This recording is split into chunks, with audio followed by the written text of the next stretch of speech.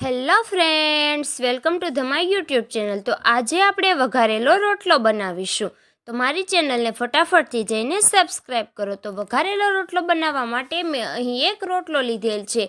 તેને આપણે કાતરની મદદથી નાના નાના ટુકડા કરીને તૈયાર કર્યો છે. તો અહીં મેં એક બાઉલમાં અડધો કપ જેટલું લીલું લસણ તૈયાર કર્યું છે. ત્યારબાદ 1 કપ લીલા ધાણા લીધેલ છે. 2 નાના ટામેટાને ટુકડા કરીને રાખ્યા છે. ત્યારબાદ 2 મોટા કાંદા લીધેલ છે, તેને પણ નાના ટુકડા કરીને તૈયાર કર્યા છે. તો ત્યારબાદ હવે મેં અહીં આદુ મરચીની પેસ્ટ લીધેલ છે, તેને આપણે એકદમ ક્રશ કરીને તૈયાર કરી છે. અને 1 ગ્લાસ ખાટી એવી છાશ લીધેલ છે. આ બધી જ વસ્તુ આપણે તૈયાર કરી છે. તો હવે આપણે એનો ટેસ્ટી એવો વઘારેલો રોટલો બનાવવાનો છે. તો તે માટે મેં અહીં એક કડાઈ લીધેલ છે, તેમાં આપણે 2 મોટી ચમચી તેલ એડ કરી દઈશું. તેલ ગરમ થાય ત્યાં સુધી રાહ જોઈશું. તેલ ગરમ થાય એટલે હવે આપણે તેમાં રાઈ જીરું એડ કરીશું. આપણી રાઈ સારી રીતે ફૂટી જાય ત્યારબાદ હવે આપણે તેમાં અડધી ચમચી હિંગ એડ કરીશું. હિંગ એડ કર્યા બાદ હવે આપણે તેમાં અડધી ચમચી હળદર એડ કરી દઈશું.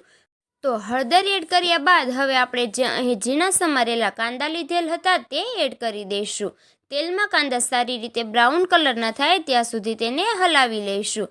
એકદમ સારી રીતે ચડી જાય ત્યારબાદ હવે આપણે તેમાં બીજા વસ્તુઓ એડ કરવાની છે. તો હવે આપણા કાંદા ચડી ગયા છે, તો તેમાં આપણે આદુ મરચીની પેસ્ટ એડ કરી દઈશું. આદુ મરચીની પેસ્ટ એડ કર્યા બાદ હવે આપણે તેમાં ઝીણા સમારેલા જે ટામેટા હતા તે એડ કરી દઈશું. તેને સારી રીતે એડ કરીને હલાવી લઈશું, જેથી બધી જ વસ્તુ તેલમાં સારી રીતે ચડી જાય. એકદમ ધીમી ફ્લેમ પર બધી જ વસ્તુને આપણે ચડવા દેવાની છે. તો હવે આપણા કાંદા એકદમ હલકા બ્રાઉન કલરના થઈ ગયા છે. હવે આપણું ટામેટું પણ ધીમે ધીમે ચડી ગયું છે. તો હવે આપણે તેમાં 1 ગ્લાસ છાશ એડ કરી દઈશું. અહીં મેં જે ખાટી છાશ આવે છે તે રાખી હતી. તમે તમારી છાશની ક્વોન્ટિટી તમારી ખાટાશ ઉપર એડ કરી શકો છો. તો હવે આપણે તેને સારી રીતે હલાવી લઈશું. તો હવે આપણી છાશ સારી રીતે ઉકળે ત્યાં સુધી આપણે તેને રહેવા દેવાનું છે. એકદમ ધીમી આંચ પર જ આપણે તેને ઉકાળવાની છે. તો હવે આપણી છાશ ધીમે ધીમે એકદમ સારી રીતે ઉકળવા માંડી છે. તો હવે આપણે તેમાં મસાલા એડ કરી દઈશું.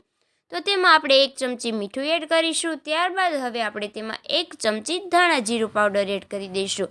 ધાણા જીરું પાવડર એડ કર્યા બાદ આપણે અડધી ચમચી ગરમ મસાલો એડ કરી દઈશું. મેં મહાલક્ષ્મીનો ગરમ મસાલો વાપર્યો છે, તમે કોઈ પણ બ્રાન્ડનો વાપરી શકો છો. તો હવે આપણે તેને સારી રીતે હલાવી દઈશું. તો હવે આપણી છાશ ધીમે ધીમે એકદમ સારી રીતે ઉકળવા માંડી છે. આપણી છાશ સારી રીતે ઉકળે તો જ શાકનો ટેસ્ટ સારો આવે છે. તો ત્યારબાદ હવે આપણે તેમાં 1 ચમચી ખાંડ એડ કરી દઈશું. અહીં આપણે ટમેટું અને છાશ એડ કરી છે, તો આપણે તેમાં ખાંડ એડ કરીશું. તો હવે આપણી છાશ સારી રીતે ઉકળી ગઈ છે. તો હવે આપણે જે લીલું લસણ રાખ્યું હતું તે એડ કરી દઈશું. લીલું લસણ એડ કર્યા બાદ હવે આપણે તેમાં ધાણા કટિંગ કરીને રાખ્યા હતા તે એડ કરી દઈશું. લસણ અને ધાણા બંને એડ કર્યા બાદ હવે આપણે જે રોટલાનું કટિંગ કરીને રાખ્યું હતું તે રોટલો એડ કરી દઈશું.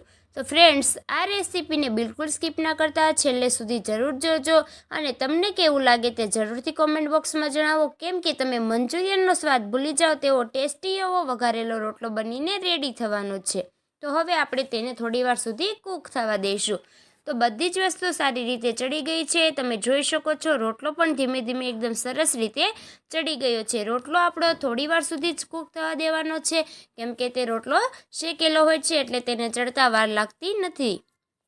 તો ફ્રેન્ડ્સ, હવે આપણું શાક એકદમ સારી રીતે બનીને રેડી છે. તો હવે આપણે તેમાં ઉપરથી ફરીથી થોડું લસણ અને ધાણા એડ કરી દઈશું. તો નાના મોટા બધા જ ને ભાવે તેવું હેલ્ધી અને ટેસ્ટી એવું રોટલાનું શાક બનીને રેડી છે. જો આપણો રોટલો વધ્યો હોય તો તમે જરૂરથી આ શાકને ટ્રાય કરજો. એકદમ મજા આવે તેવું ટેસ્ટી એવું શાક રેડી છે. તો તમને આ શાકની રેસીપી કેવી લાગી તે જરૂરથી કોમેન્ટ બોક્સમાં જણાવો. અને ફટાફટથી જઈને નીચે આપેલી મારી ચેનલ ખુશી કુકિંગ પર જઈને સબસ્ક્રાઈબ કરો. તો ફટાફટ નીચે આપેલી ઘંટડી પર ક્લિક કરીને સબસ્ક્રાઈબ કરો.